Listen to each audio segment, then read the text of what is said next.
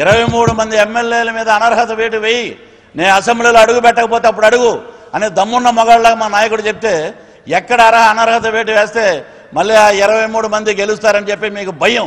ఆ రోజే నైతికంగా మీ ప్రభుత్వం కూలిపోద్దని మీకు కంగారు పుట్టి ఆ స్పీకర్తో డ్రామాలు ఆడించి అలాగా వాళ్ళని తీసుకొచ్చి అనైతికంగా వాళ్ళకి 4 మంత్రి పదవులు ఇచ్చి కట్టబెట్టిన నీతి నిజాయితీ ఇది ఈరోజు అక్కడ చెప్పుతో కొట్టడం అయింది ఎక్కడ తెలంగాణలో. మరి ఈ రోజున ఉన్న ఇద్దరు సండ్ర వెంకటరామయ్య ఎవరు ఇంకో ఆయన గెలిచిన ఇద్దరు సత్తుపల్లి నుంచి ఒక ఆయన ఇంకో ఆయన వాళ్ళు కూడా మేము కూడా సైకిల్ తొక్కి తొక్కి అలిసిపోయాము, కారు ఎక్కేస్తాము, కొంచెం 4 వీలర్ అయితే మాకు రిలీఫ్గా ఉంటుందండి. నీ చరిత్ర అది, నువ్వు దుకాణం మూసుకునే చరిత్ర ఇక్కడ కూడా ఏర్పడుతుంది ఆంధ్రప్రదేశ్లో. మీరు ఏదైనా ఉన్నట్టు మాట్లాడండి. పేద ప్రజలకి మీరు సంక్షేమాలు ఇస్తే, రైతులు రుణమాఫీలు చేస్తే, అన్నీ చేస్తే మీరు అద్భుతంగా నిలబడండి. మేము ఇది చేసాం. రాజశేఖర రెడ్డి గారు ఏం చెప్పారు?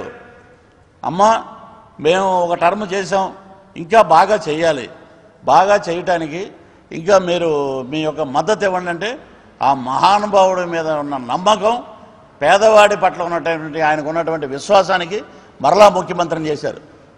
మీరెందుకు భయపడతారు? సైకిల్ రామారావు గారు, సపోజ్ మా కృష్ణుడు రామారావు గారు అనుకుందామండి, ఇక్కడ సైకిల్ పెట్టి కాఫీ తాగడానికి పక్కకి వెళ్తే సైకిల్ వెళ్ళిపోయింది.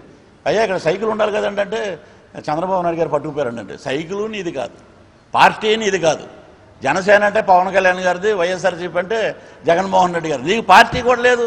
హయ్యర్ పార్టీ మీద వచ్చి నువ్వు ఇలాగా ఏమంటే ఇప్పుడు మన ఎంట్రీయే కరెక్ట్ కాదు. నువ్వు బైపాస్ సర్జరీ కాదు, ఇది మామూలుగా సిజరేన్ చేసుకుని బయటకు వచ్చావు. నువ్వు పార్టీని హైజాక్ చేసి వచ్చావు నువ్వు.